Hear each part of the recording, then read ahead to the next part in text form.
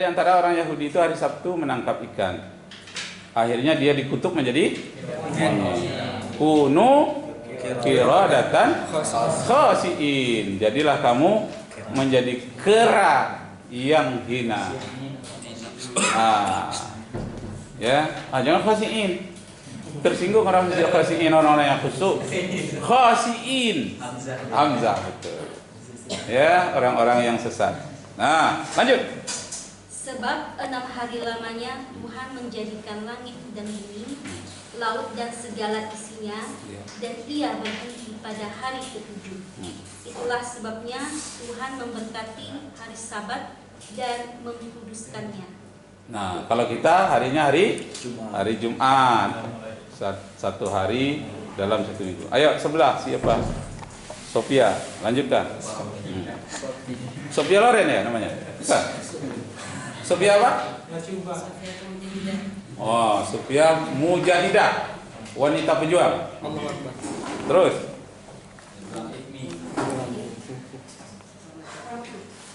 Hormatilah ayahmu dan ibumu supaya lanjut umurmu di tanah yang diberikan Tuhan. Nah, itu apa katanya? Honor your father and your mother so long life.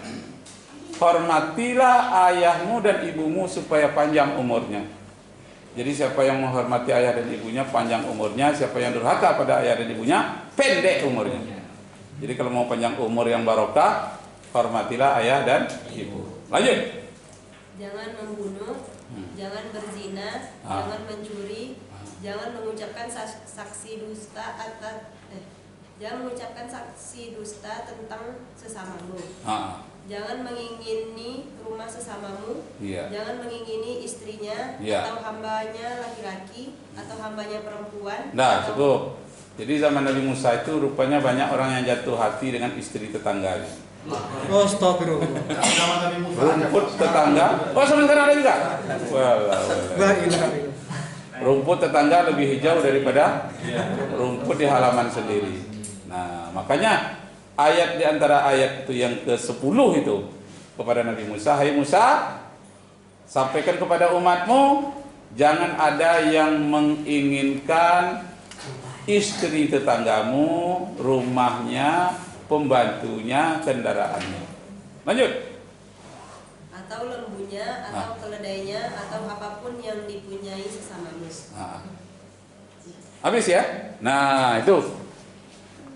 Nah, sekarang kalau dalam Islam bagaimana? Oh, kurang nampak ya? Nampak? Dalam Islam persyaratan untuk menjadi Tuhan yang telah saya praktekkan. Persyaratan untuk menjadi Tuhan itu, tapi bagi anak-anak non-muslim, karena mahasiswa saya yang jurusan akuntansi itu lebih banyak yang non-muslim. Jadi saya sebutkan persyaratan untuk menjadi Tuhan yang pertama. Persyaratan menjadi Tuhan pertama itu harus hayat, saya katakan. Ya, hayat itu apa? Hidup. Kenapa hayat itu saya pertamakan? Harus dia hidup karena mereka percaya Tuhannya mati. 3 hari lamanya mati. Ya, itu saya utamakan. Tuhan mereka mati selama 3 hari. Yang saya ceritakan yang di Afrika kemarin itu. Ternyata itu Tuhan mereka pernah mati. Pak, kalau Tuhan kita pernah mati, siapa yang menjaga alam semesta ini, Pak, ketika Tuhan itu mati? Iya ya katanya. Akhirnya ayahnya masuk Islam. Ternyata itu. Jadi yang pertama persyaratan untuk menjadi Tuhan itu dia harus hayat, hidup selama-lamanya. Yang mati itu hanya makhluk, sedangkan Tuhan itu hayat. Yang kedua, sama ya, atau sami, maha mendengar. Kenapa? Karena ada dalam ajaran agama lain katanya Tuhan itu hanya yang kita nyatakan saja, yang kita perbuat saja, yang kita ucapkan yang bisa dia ketahui. Tapi yang tidak kita ucapkan dalam hati kita, dia tidak tahu. Maka kita perkenalkanlah bahwa Tuhan itu sifatnya sami, maha mendengar yang paling halus sekalipun. Bisikan semut sekalipun di dalam gua yang sangat sepi terdengar oleh Tuhan yang Maha Esa. Sami. Innallaha sami'un alim. Ayat Al-Quran ya, maha mendengar. Kemudian yang ketiga, itu disebut dengan basar, maha melihat. Maha melihat Allah itu. Maksudnya apa ini saya sampaikan seperti ini? Karena ada di antara mereka yang duduk berpasang-pasangan, bicara. Disangkanya saya nggak nampak. Di belakang dia. Nah, tapi non Muslim ya. Nah, maaf saja dia keturunan Chinese di jurusan akuntansi. Maaf saja di UIR ada di akuntansinya, di Persada Bunda tempat saya ngajar lama ada, dan ada yang seperti itu. Di jalan nggak malu-malu dia di depan saya. Apalagi saya ngajar malam itu ya kalau di Persada Bunda. Nah, saya menerangkan dari sini bahwa seluruh perbuatan kita dilihat oleh Allah Subhanahu wa taala. Kemudian yang keempat baru saya sampaikan kalam. Ya. Bahwa Allah itu maha berkata-kata dan membuat kita berkata-kata. Jadi ucapan kita itu pun adalah milik Allah. Kalau Allah mau menarik kata-kata dari kita, kita bisa tidak berbicara. Dan itu sudah pernah menimpa Presiden Amerika, George Bush, ketika pengeboman di WTC itu. Makanya dia mau bicara, tapi tak keluar kata-katanya. Sangat memalukan. Terlanjur ditayang satu kali, sudah itu dihapus, tapi sudah terlayangkan ke seluruh dunia, direkam orang. Hanya begitu-gitu saja dia tidak keluar kata-katanya. Kenapa? Karena dia menuduh orang Islam yang melakukan, padahal tidak. Karena sudah dikatakan ini nama-nama orangnya dari Mesir. Malah orang yang dituduh pilot yang menabrakkan itu menelpon dari Mesir. Saya masih hidup ini, kenapa Anda sebut demikian? Wah, tidak bisa bicara apa-apa. Dia nampak sekali rekayasa Yahudi pada hari Sabtu. Karena teror bom itu terjadi pada hari Sabtu. Sudah diberitahukan kepada orang Yahudi bahwa hari Sabtu jangan ada yang masuk, tak satu pun orang Yahudi yang kena. Jadi sebetulnya yang merekayasa untuk pengeboman itu adalah orang Yahudi, tapi yang dituduh siapa? Osama bin Laden. Makanya tak bisa berbicara itu. Ya, kalam. Ya, ayat sama basar kalam. Ya, barulah saya jemput tadi ilmu yang maha mengetahui. Ya, ayat ilmu hayat sama basar kalam. Nah, lalu kita berhadapan dengan yang seperti ini, persyaratan menjadi Tuhan ini. Nah, inilah yang disebut dengan oleh Abu Hasan Al-Asy'ari dan Abu Mansur Al-Maturidi untuk bisa berdebat dengan orang seperti ini. Nah, jadi dari mana munculnya itu? Dari hasil perdebatan. Kemampuan dia dalam berdebat itu dirumuskan dalam hal seperti ini. Yang pertama itu yang disebut dengan wujud. Wujud, kidam, bako, mukhalafatu. Nah, rupanya dalam kajian seperti ini. Tapi oleh anak MDA cuma dinyanyikan aja. Wujud, kidam, bako, ya kan? Mukhalafatu bil hawadisi, qiyamuhu binafsihi, wahdaniyan kudrat iradat ilmu hayat sama basar kalam mudiran qadiran muridan ilman hayat basiran mutakalliman. Lalu saya pelajari untuk apa yang seperti ini. Anak MDA belum mengerti, hanya menghafal-hafal saja. Setelah saya pelajari, saya perbandingkan, rupanya yang paling ahli di dalam menghadapi kebobrokan filsafat dan ilmu-ilmu lainnya itu ditangkis oleh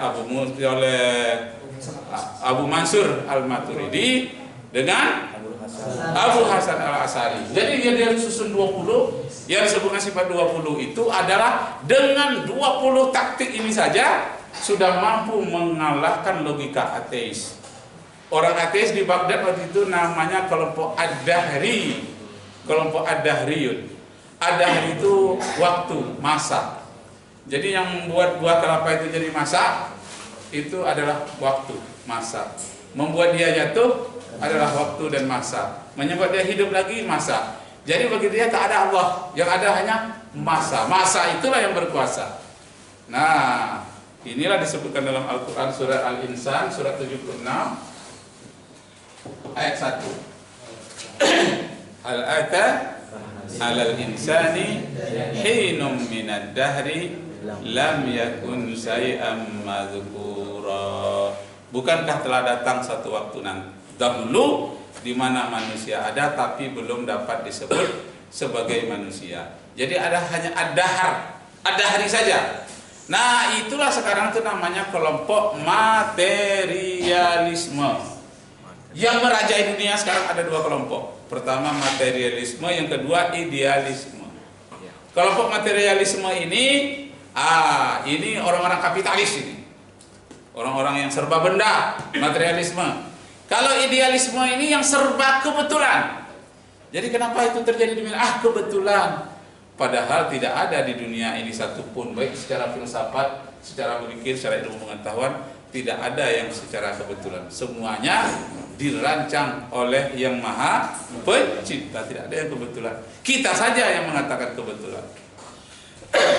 Lalu yang kelompok idealisme itu mengatakan yang menciptakan ini adalah merupakan satu kebetulan. Yang kedua, yang menciptakan alam ini adalah merupakan ide-ide saja, ide-ide, gagasan-gagasan saja. Nah, ini dapat dipatahkan. Jadi persyaratan untuk menjadi Tuhan itu, kita berhadapan dengan orang-orang Nasrani, harus hayat. Allah itu hidup selama-lamanya. Kalau dia mati, tidak ada yang akan memelihara alam ini.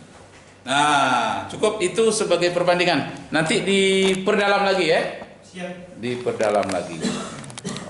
Karena itu sudah pernah kita dapatkan di tempat lain. Nah, ini yang berkaitan dengan soal ini yang mau kita tuntaskan. Ya. Sudah jam berapa ini? 5:30. Oh, sedikit lagi ya. 15 menit lagi. Nah, kemudian ada teori nebula, pernah dengar? Pernah. Apa itu? Teori asap. Nah, jadi katanya sebelum alam diciptakan sudah ada di alam semesta ini asap. Nampak? Nah, asap. Jadi asap selama 16 miliar tahun tergenang-genang saja di alam semesta ini. Al-Quran telah memberikan informasi tentang asap, ya, yang disebut dengan dukhan. Disebutkan dalam surat 41 ayat 11. Summa stawa ila samai wa hiya dukhan. Allah menuju kepada penciptaan langit dan bumi, tapi waktu itu langit dan bumi itu masih merupakan asap. Itu menjadi objek penelitian tersendiri oleh Immanuel Kant abad yang ke-17 di Jerman, dan menjadi penelitian juga oleh Laplace di Prancis. Dia membuat di laboratorium suatu batu, dimasukkan ke laboratorium, dihancurkan. Sebelum dia jadi batu, dia jadi apa? Ternyata ujung-ujungnya merupakan asap. Jadi batu itu kalau dipecah terus, dia menjadi apa?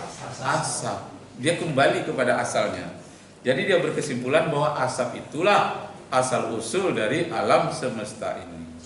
Asap itu dalam bahasa Latinnya disebut dengan nebula. Dalam bahasa Al-Quran disebut dengan ad-dukhan. Bahkan dalam Al-Quran sendiri ada surat yang ke-41